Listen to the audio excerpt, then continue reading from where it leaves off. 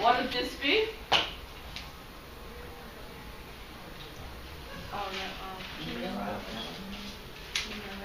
Yeah, the mihrab.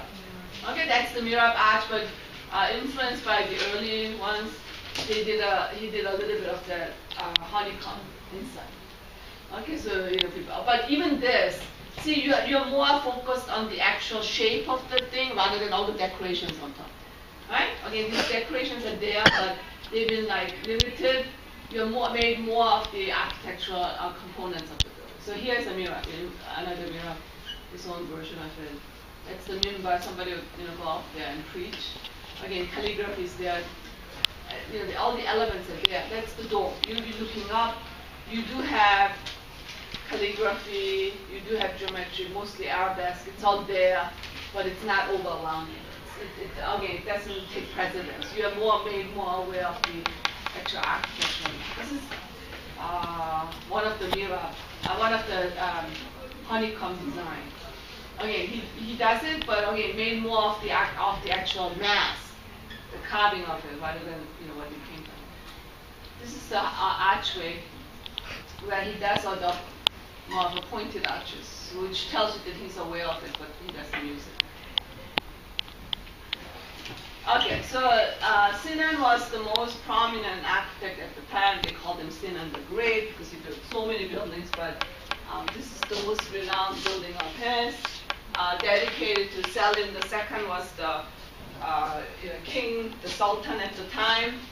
It is based on the existing Roman model with a huge dome structure in it, but his design is supposed to be much more unified. Everything is kind of, although on the outside it looks busy, in terms of the layout, it's much more unified in the square. The entrance is marked by this archway with the little domes, and inside of it you have one arch and symmetrical domes everywhere. It's supposed to be much more unified design and much bigger, over 100 feet wide. Okay, once again, the huge dome is supported by the drum, which in return is supported by the square box-like shape, right? That's why they are able to support the huge structure.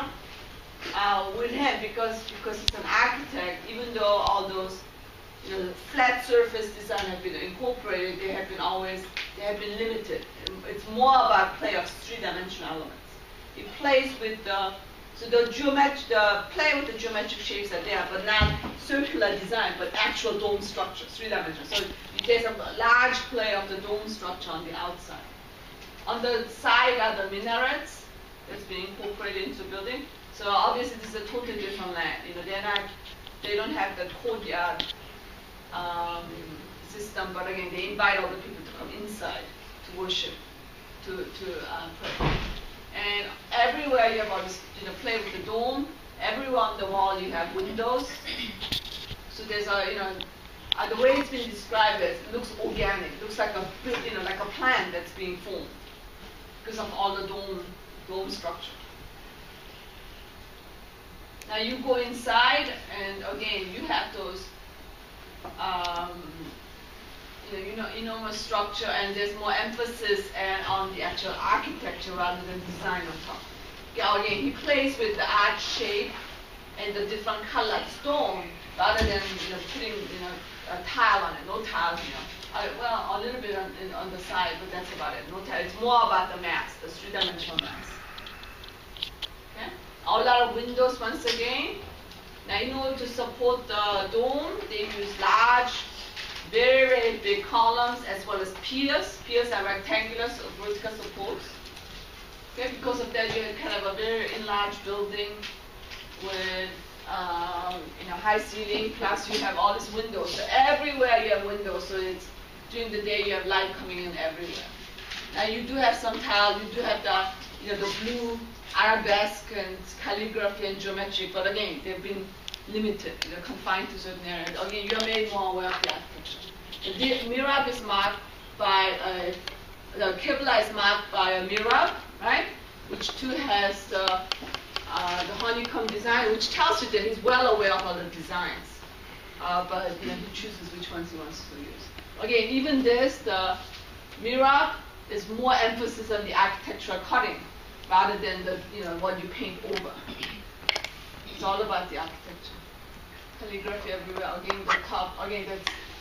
Oh yeah, that's actually supposed to be. Doesn't look like it. But anyway, so you still have the arabesque and the geometry and the calligraphy all integrated. Again, there's more emphasis on the geometric formation. That's actually in the front going in, the arches. Okay, that's another building lines. Yeah. So first, remembering our these slides, sometimes your slides are different than what's in the book. Yeah, this is the closest I could come up with. But I remember that the book had a mihrab in it.